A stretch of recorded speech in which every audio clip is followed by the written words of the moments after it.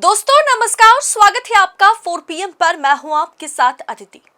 बंगाल के नतीजे ने सबको चौंका दिया है। बीजेपी और चुनाव आयोग, इस गठबंधन के आगे कैसे हार गई ममता। बंगाल विधानसभा चुनाव के नतीजों ने वाकई पूरे देश को दहला दिया है। एक तरफ जहां ममता बनर्जी ने अपनी पूरी ताकत झोंक दी थी, वहीं दूसरी ओर भाजपा ने एक ऐसी इनसाइड स्टोरी लिखी जिसने बंगाल की राजनीतिक बिसात भी कहीं ना कहीं बिसात को ही हिला के रख दी। ऐसे 5 मुख्य कारण आपके सामने मैं रखूंगी जिससे साफ हो जाएगा कि आखिर बीजेपी और इलेक्शन कमीशन, इस गठबंधन ने क्या कमाल किया है। पहला पॉइंट यह है कि वोटर डिलीशन। जी हां, सबसे बड़ा मुद्दा या ममता बनर्जी की इस हार के पीछे सबसे बड़ी वजह है वोटर डिलीशन। वो भारतीय जनता पार्टी के लिए, चुनाव आयोग के लिए पहला कदम था। 27 लाख वोटर्स वोट कर पाएंगे कि नहीं कर पाएंगे, इसे पूरी तरीके से लटका करके रखा गया। 90 लाख वोटर्स के नाम हटाए गए। करीब करीब 1 करोड़ 10-12 लाख के आसपास लोग वोट नहीं कर पाए। इसलिए इसमें कितने घुसपैठिए थे, ये जब चुनाव आयोग से पूछा गया तो चुनाव आयोग गृह मंत्रालय की तरफ इशारा करता रहा, और वही जब गृह मंत्रालय से पूछा गया तो चुनाव आयोग से पूछिए, ये कह दिया गया। यानी दोस्तों, लाखों वैलिड वोटर्स के नाम काट दिए गए। ये नहीं बतलाया गया कि आखिर कितने घुसपैठियों को बाहर निकाला गया। कई लाखों नाम जैसे काटे गए, वैसे लाखों नाम पेंडिंग मोड पे डाल दिए गए और कहा गया कि इस बार नहीं, अगले बार वोट करना। तब दोस्तों, ऐसी स्थिति में चुनाव को संपन्न किया गया और भारतीय जनता पार्टी कमाल का प्रदर्शन करती हुई नजर आई नतीजे में। अब पॉइंट नंबर 2 क्या है? चुनाव आयोग और भाजपा का गठजोड़। ये एक ऐसा गठजोड़ है ना कि मतलब क्या कहा जाए, इसे कोई नहीं हरा सकता। इस गठबंधन से बड़ा गठबंधन कुछ नहीं है। जब राजीव कुमार पर सवाल उठाया जाता था कि कहीं ना कहीं चुनाव आयोग, राजीव कुमार जो है वो भाजपा के साथ मिले हुए हैं, लेकिन अब जब ज्ञानेश कुमार को देखा जाता है तो विपक्ष जो है परेशान नजर आ रहा है। बाकी प्रदेशों में इसके बाद जो चुनाव होने हैं, सबके सब परेशान हैं। अखिलेश यादव परेशान हैं। कांग्रेस की ओर से कन्हैया कुमार कह रहे हैं कि ये अगर नतीजे हैं तो अब चुनाव कराना ही छोड़ दीजिए, अब चुनाव कराने की जरूरत ही नहीं है, घोषित कर दीजिए भारतीय जनता पार्टी की फिर से सरकार बन रही है। अब दोस्तों, ज्ञानेश कुमार और उनकी टीम को देख करके वो जिस तरीके की फेवरिज्म पश्चिम बंगाल में भाजपा के लिए चलाया है, अब चुनाव कराने और ना कराने की बात बराबर रह गई है। मतलब राजीव कुमार से भी ज्यादा खतरनाक ज्ञानेश कुमार निकले विपक्ष के मुताबिक। काउंटिंग टेबल पर फिर से चुनाव तक कराया गया। अब एक सीट पर चुनाव होना बाकी है। डायमंड हार्बर में फिर से चुनाव कराया गया। फाल्टा में फिर से 21 मई को चुनाव कराए जाएंगे। ये कहीं पर हुआ है क्या? क्या कभी यूपी चुनाव के बाद अखिलेश यादव ने मुद्दा नहीं उठाया? क्या कांग्रेस ने मुद्दा नहीं उठाया? हरियाणा चुनाव के बाद, मध्य प्रदेश चुनाव के बाद, छत्तीसगढ़ चुनाव के बाद, राजस्थान चुनाव के बाद क्या तेजस्वी यादव ने मुद्दा नहीं उठाया कि कुछ कुछ जगह पर फिर से रिपोलिंग हो? लेकिन कहीं पर ऐसा नहीं हुआ, पर पश्चिम बंगाल में हुआ है। पश्चिम बंगाल में हुआ है। 250 बूथों पर चुनाव कराए जाएंगे 21 मई को। एक सीट पर चुनाव होना बाकी है। अब दोस्तों, काउंटिंग टेबल पर कौन बैठेगा, इसके नियम तक बदले गए। 2.5 लाख पैरामिलिट्री फोर्स पश्चिम बंगाल में उतारे गए। दोस्तों, आज के समय में सत्ता की आंखों में आंखें डालकर पत्रकारिता करना मुश्किल हो गया है। हमारे 4 PM नेशनल यूट्यूब चैनल और फेसबुक चैनल को, जिसे आपका प्यार और विश्वास हमेशा से मिलता रहा, उसे बंद करके सरकार ने यह साबित कर दिया कि वो आपके सवालों से कितना डरती है। मुश्किल दौर है, लेकिन हम ना रुके थे और ना ही रुकेंगे। हम सच के लिए हमेशा लड़ते रहेंगे। ऐसे में 4 PM उत्तर प्रदेश यानी 4 PM यूपी को ज्यादा से ज्यादा ज्वाइन करें और स्वतंत्र पत्रकारिता को जिंदा रखने के लिए जितना हो सके उतना हमारा आर्थिक सहयोग करें। आपके सहयोग से ये जंग हम जीत कर रहेंगे। अब पॉइंट नंबर 3 पर आते हैं। ये जीत बीजेपी की नहीं है, बंगाल की ममता बनर्जी, बंगाल की पब्लिक ममता बनर्जी से नाराज थी। ये बात मैं डे 1 से कहती आ रही हूं कि शिक्षित युवा नाराज है, middle class, upper middle class नाराज है।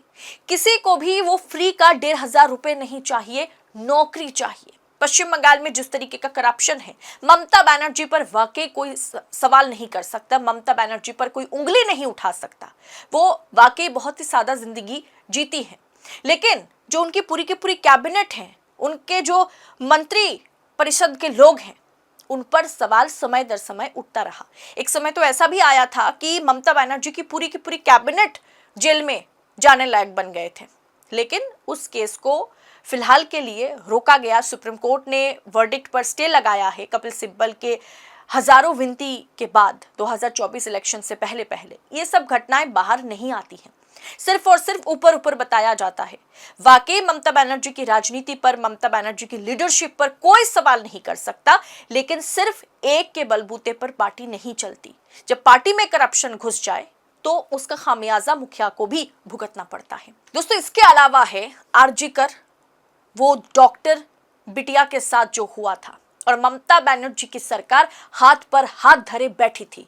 वो जो शिक्षित तबका है ना, वो जो महिलाएं हैं, भले ही पश्चिम बंगाल, ममता बनर्जी अक्सर कहती हैं कि एनसीआरबी डेटा के मुताबिक बहुत ही सेफेस्ट सिटी में से एक है, लेकिन उस एक घटना ने, जैसे निर्भया ने दिल्ली को, पूरे देश को दहला दिया था, ठीक उसी तरीके से आरजीकर अस्पताल में डॉक्टर बिटिया के साथ जो हुआ था, उस घटना को जिस तरीके से उस पर मिट्टी डालने की कोशिश ममता सरकार ने की थी, उसने पूरे पश्चिम बंगाल की जनता को, महिलाओं को ममता विरोधी बना दिया था।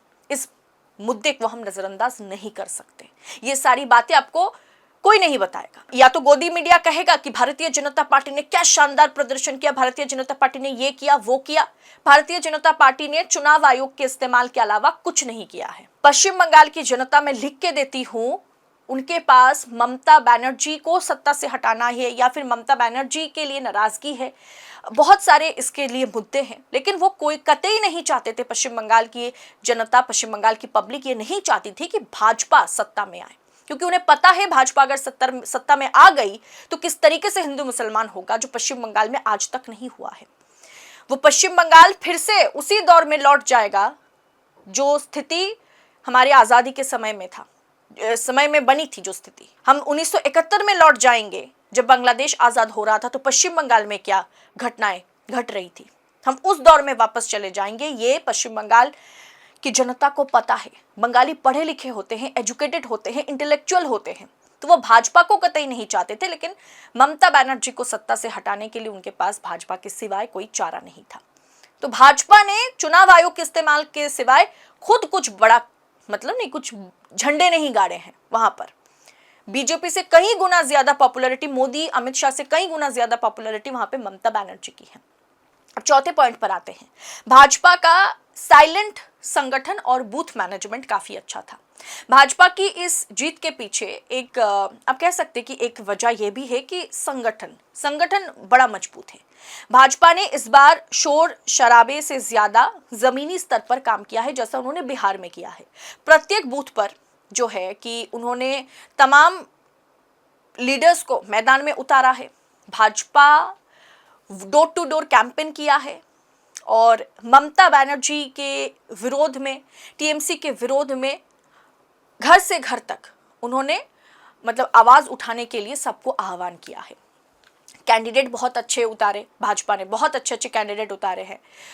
जो टीएमसी के खिलाफ ऐसे कैंडिडेट उन्होंने उतारे हैं कि हाँ, वोट करने से पहले, टीएमसी का बटन दबाने से पहले लोग एक बार सोचेंगे कि क्या बीजेपी को हम वोट कर सकते हैं। यहाँ पर कैंडिडेट अच्छे उतारे, पैसा लेकर के कैंडिडेट नहीं उतारा गया है कई जगहों पर, ज्यादातर जगहों पर।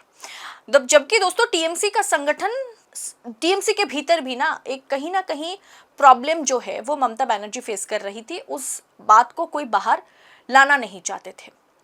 टीएमसी के भीतर भी टिकट बंटवारे को लेकर के भी झमेला चल रहा था, बीजेपी में भी चल रहा था, लेकिन हाँ, वही बात है कि बीजेपी आलाकमान इसे टैकल कर पाए। ममता बनर्जी भी काफी हद तक टैकल कर पाई थी, लेकिन हाँ, ये सबको पता था कि door to door campaign TMC करे ना करे, टीएमसी की जीत पक्की है। ये ओवर कॉन्फिडेंस कहीं ना कहीं घातक साबित हुआ है टीएमसी के लिए।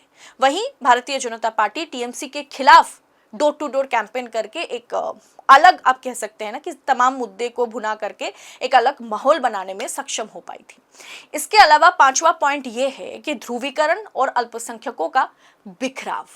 विश्लेषण ये कहता है कि भाजपा ने हिंदू वोटों का जबरदस्त ध्रुवीकरण किया, जबकि अल्पसंख्यक वोटों में सेंधमारी हुई है।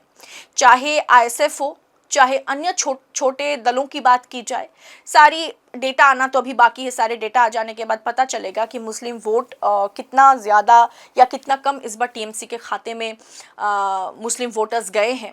जबकि जो अभी तक की रिपोर्ट है उसके मुताबिक इस बार खुल करके मुसलमानों ने टीएमसी को वोट नहीं किया है। मुस्लिम वोट बैंक यहाँ पर बिखरता हुआ नजर आया है। आईएसएफ के खाते में गई हैं, कांग्रेस के खाते में गई हैं, सीपीआईएम के खाते में मुस्लिम वोट्स गए हैं। इसके अलावा हुमायूं कबीर के खाते में थोड़ा बहुत गया है। तो टीएमसी का जो कोर वोट बैंक है, पारंपरिक मुस्लिम वोट बैंक है, वो कहीं ना कहीं उसे विभाजित कर दिया गया है।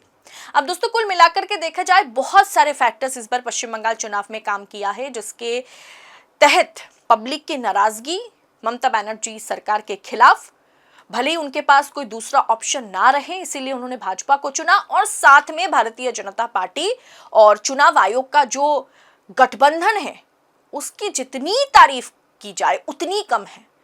मतलब भाजपा 200 पार करने लायक पार्टी तो नहीं है पश्चिम बंगाल में। 180 170 जाने लायक पार्टी पश्चिम बंगाल में भाजपा नहीं है। मैंने आपसे कहा था कि ममता बनर्जी क्लीन स्वीप नहीं कर पाएंगी, फुल मेजॉरिटी के साथ सत्ता में नहीं आएंगी, लेकिन Bharatiya Janata party clean sweep करेगी, ये भी समझ से परे है। भाजपा को पिछली बार के मुकाबले में इस बार अच्छी खासी सीटें आती, वो मेजॉरिटी के आसपास रहने वाली पार्टी बनती, लेकिन क्लीन स्वीप के पीछे भाजपा और इलेक्शन कमीशन का गठबंधन जो है, ये गठबंधन कहीं ना कहीं बहुत बड़ा फैक्टर बन गया है।